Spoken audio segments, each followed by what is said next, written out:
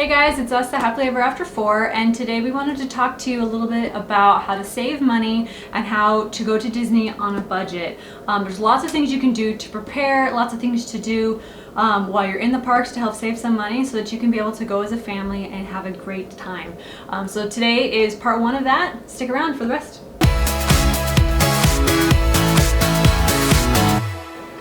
Okay, Mr. Planner, he's gonna share some of his tricks because quite honestly he does 95% of the planning. I do 100% of the planning. Well, sometimes I give my input, but pretty much. That's not planning. Oh, okay. That's just input. Which you sometimes listen to. I'll still put it in if I want to. One of the first things that we found is that the time of year and the day that you travel makes a difference. Yeah, so the cheapest times to go to Disney parks would be in the months of the end of January, pretty much all of February, and September. That's the cheapest time when it comes to park tickets, to hotels, to plane flights. Some of your dining experiences. I'm sure rental cars is in there too. We don't always rent cars, so I'm not 100% sure. It's been a while since we've done that regularly. Yeah, so, but those time of years, I know that doesn't work with kids in school, but if you can go during that time, that's the cheapest time to go. Yeah, it'll bring down some of those costs. Also, the days of the week that you book your reservation at the hotel and that you make your flight reservations also matters too. Those weekends are going to be your highest price points, and so if you can shift your 5 to 7 day trip from like a Tuesday to Tuesday or a Thursday to Thursday, then you're only going to hit one weekend at a hotel and you're going to be flying on those off days. So that's going to help you as well. Sometimes it's not possible, but when it's possible, that can help as well. Probably most of you have an airline of choice. Either you have miles stored up with them, maybe you have a credit card through them, you get perks from work.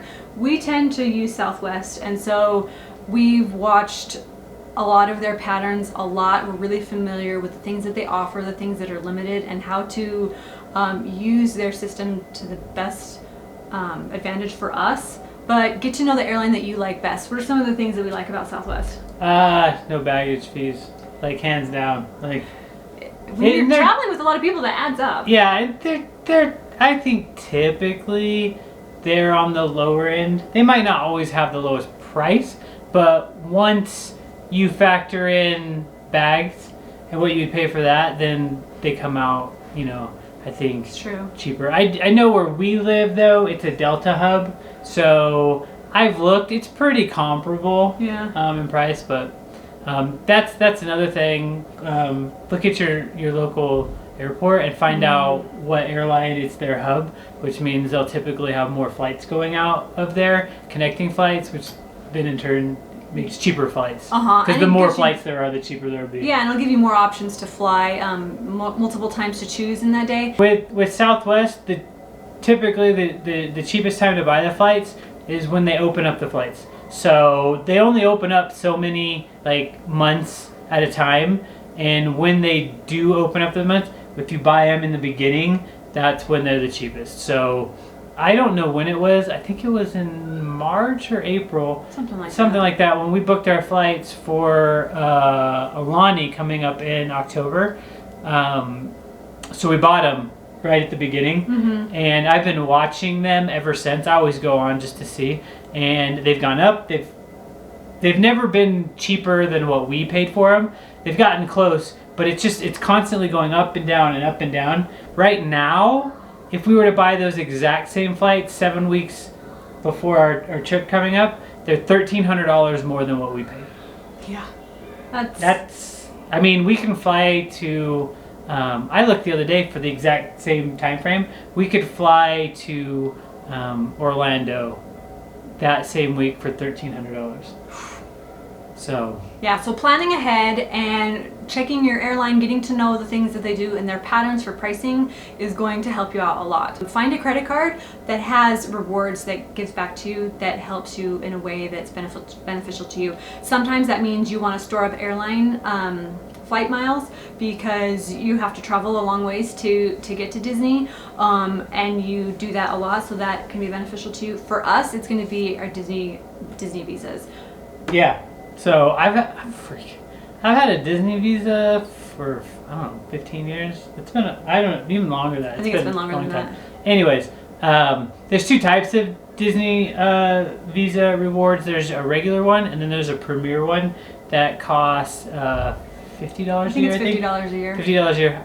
Technically, I think it's $49 a year, but wow. something. Anyways, that you pay for membership. So with the regular one, they give you 1% back on total purchases that you can redeem for Disney gift cards. The Premier one that we have, it is, you get 2% back for, I believe it's groceries, gas, and dining out, and all Disney purchases. Like through Disney Store, Disney Company, parent company. Yeah, hotel reservations and tickets and those kind of things while you're there buying food and stuff like that. So you get 2% back. Anyways, so we like that one because it easily pays the $50 membership that we have for the year, as well as, for the most part, every time we go, we've racked up enough rewards that it pays for our food. Total. Almost entirely. Like our whole for trip. like our big ones, when we do our weekend Disneyland trips, we don't use them. We don't use them there. No, we save them for like the big week trips. And so we're usually doing those maybe like once a year, and we charge pretty much every single thing that we can on those, and then just pay it off at the end of the month. So everything we have is going through there, and so everything is at least getting that 1% back. And all Disney purchases, there's no interest for the first 6 months. Yeah. So, well, I don't know if it's all Disney purchases or if it's specifically like tickets and rooms. I don't know if reservations. Yeah, I don't know if like if you buy a table. Oh. If that kind. Anyways, but for the big purchases that you would make for your trips, they have a 6 months no interest. So you could put a deposit down. Typically, it's like $200. You put that deposit down, and then you have 6 months to pay it off. So, you know, again, so say your total is $6,000. Then if you pay $1,000 a month for 6 months and you pay it off, instead of having the entire $6,000, then you paid it no interest. So they want you to go. So they're gonna help you out because you're gonna spend more anyways. That's true. We're gonna teach you in the next one how to try not to do that. But they want you to go, so they're gonna help you with those things. Other credit cards, you said miles. Some give cash back. You know, whatever works for you. Honestly, I'm not gonna say like one's better than other. No. I like the Disney one better because it just goes to the gift cards, makes it, or it's a redeemable gift card. It basically works as like a Disney card. That but if it's miles, if it's cash back, and you have no problem like separating that cash back from your other money and then spending it on that or buying gift cards with it to do that, like whatever it works for you. But find some sort of reward system that's good. Because it's going to help you, and you're not changing anything that you're doing. No, you're not. Yeah. No, your habits or spending habits or anything doesn't change, but it's helping you. Well, and also sometimes, a lot of times during the year, Disney will do something for like 2 or 3 months where they'll do a gas thing. I think they did over the summer where we got 5% back on gas. That's right. Up to like $1,500. And a lot of credit cards will do referrals too. So if you have friends that want to open up another one, if you refer them, then they'll do like the sign-on bonus for them. But then there also is like an extra kickback bonus for you. I know Disney does that as well. If you refer. Yeah, if you refer, but not only that. At different times of the year, there's always, if you get a Disney card and you get it, then after you spend so much, they give you like $200 in rewards on top of that. So so there's always those little perks too when you get that. Yep. Something else to think about when you're planning your trip is sometimes when we've got our list of things that we need to do, which I highly recommend doing, just so that you know exactly what you need to come up with and so that you're prepared for everything. Is that, you know, you look at that end dollar price and you kind of like freak out. It's like, well, I don't have X amount right now. How are we going to do it? But most places, you want to make your reservations as early as you can. All of our hotel reservations we do at least 6 months in advance. At least. I would say 6 months is late. Yeah, I would say some things. We're usually between 7 and 11 months. Yeah, and part of that is because of availability. We want to make sure we can go where we want to go. And doing DVC. That's also the best time. yeah, if you want to, if you're a DVC member, or if you want to rent DVC points, which is the thing, you can be able to get DVC perks without actually being a DVC member. You want to be able to do that as much time in advance as you can. Because you can get the better room. You get the better rooms. You just have more well, options. I take that. You get the cheaper rooms. There you go. The better rooms would be like the bungalows at the Polynesian. But if you want to get the cheaper room, it's no lake view, just the standard thing. Like a parking lot view or something. Yeah, but those go at 7 and 11 months. So if you're trying to go 3 months, like, you're going to have to pay for a lake view. And it's going to be more. It's going to be nice. It's going to be amazing.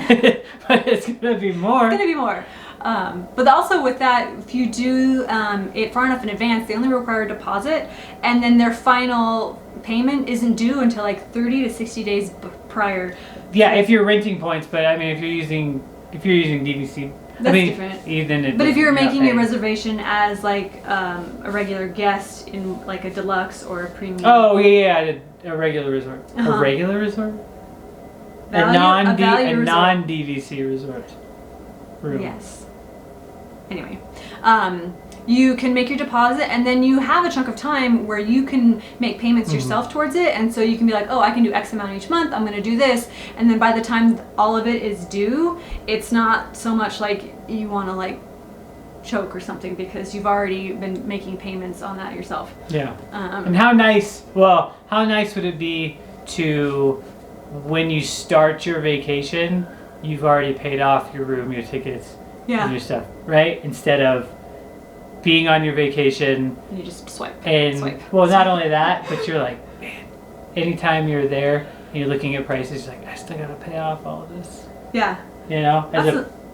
That's another reason why we do our flights ahead of time too, because we're spacing out all of those expenses so that they all hit at different times. And so then when we're there, when we go, 90% of our trip is already paid for or accounted for in other funds. Very little is coming out of our current month budget. Oh yeah, well, because I mean, most of our food's already paid for with gift cards and rewards cards or reward dollars. So. Speaking of gift cards, so that is another thing that we like to do. You can open up a separate savings account, which we have done in the past. Sometimes it's tough though, because that's cash you can use anywhere. It's money you can use anywhere. So, you know, when things come up, hard times, your car gets broken into, you have a flat tire, you have a dentist appointment, whatever, it's really easy to dip into that to help out, which is, there's nothing wrong with that. But we have found that the better way to save to prevent us from doing that is to turn those into Disney gift cards. So when we get $50 here, or when we get a bonus at work, or when we come under budget in groceries and what do I want for like my birthday and Christmas? Every birthday or holiday, he always requests Disney gift cards, and it just goes in a stack. Yeah. You know, that extra cash, we go and we purchase Disney gift cards. And some places, I know Sam's Club. Yeah, they have it. Oh man, I can't remember exactly. It's like $47. So like if you want to buy a $50 gift card, it's like $47 instead of a $50. Yeah, so you save $3, but if you buy multiple of them, then you end up, you know, with even extra money. Yeah. So over the course of a year, we are saving up, I don't know, maybe like $500 or $600 in rewards dollars from our credit cards, and then we usually have $300 or $400 in Disney gift cards from birthdays, you know, all those times in between. Yeah. And so we have almost $1,000 saved up, and that is very comfortably food and some souvenirs for like a 7 to 10 day trip. Yeah. So souvenirs are budgeted. It's not like the kids get a certain amount of money that they can spend. You know, so it's not like there's no surprises. Crazy. No. Another thing that you can do, it depends on where you live. Different places have different policies on this. But this was definitely something that we did when we lived in California. It's not an option here in Utah, but there's a lot of states and counties where it is an option, and that is recycling. We are soda drinkers. Coke Zero is the soda of choice. You drink your fair share of Coke. That's true, you did convert me. But sodas as a staple in our family, as well as bottled water. We don't use the tap very often, and so we're already purchasing those aluminum and plastic products. We would save them up. Now granted, you are paying for things up front with CRV costs. At least in California that's how it was, and the idea was that you pay the CRV and then you go and recycle and you get reimbursed. it's never equal, but the idea is that you've already lost that money for CRV fees, and so when you save it up and you go into take it to recycling, that's going to be extra cash that you didn't have before. We would save it up for like, the year or whatever for that big trip, and when we would go and take it, now we did have a lot of aluminum, but we would get between 60 to 80 bucks, which that covers food for one day basically. And then once we got that cash, we would immediately go and then buy a Disney gift card with it so that it wouldn't get lost, it wouldn't get lumped in with everything else. So look into that and where you live, and that might be an option. We have a lot of people say like, oh my goodness, you're going to Disney again? Like, wow, you must have tons of money because you get to do that often. And I want to be like, you know what? It's really not that hard to save, because I often go, okay, well, how often do you eat out a month? And they, tell me X amount of times a week. Okay, how often do you get your hair colored, or do you get your nails, or do you go golfing, or do you do some of these extra recreational things? None of which are bad.